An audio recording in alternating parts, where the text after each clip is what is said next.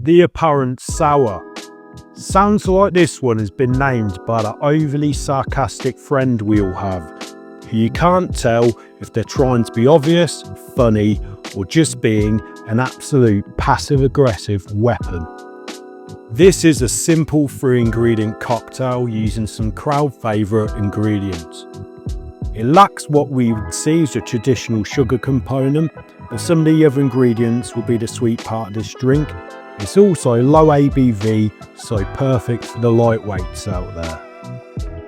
Which brings me on to the ingredient lineup: Aperol, St-Germain and lime juice. Let's kick this off by adding 2 ounces, that's 60 ml of Aperol to our shaker.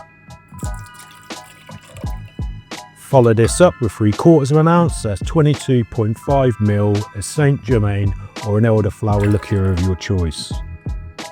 Lastly, add 3/4 ounce, that's 22.5 ml of fresh lime juice.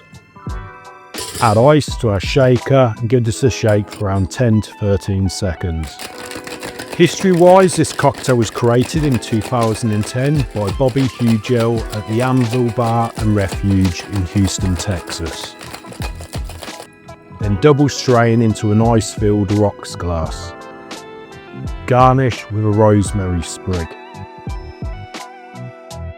The taste test. I like this, it's very sweet to start with, but then it goes into a slight bitter direction, which is all going on in the background. It seems busy, surprisingly for 3 ingredients. There is a slight floral undertone, but the Aperol and the lime keep that in line. There is also something slightly tropical about it, but not in a tiki sense. It's a really decent drink, simple and really easy to drink. I'm going to give this 8.1 out of 10.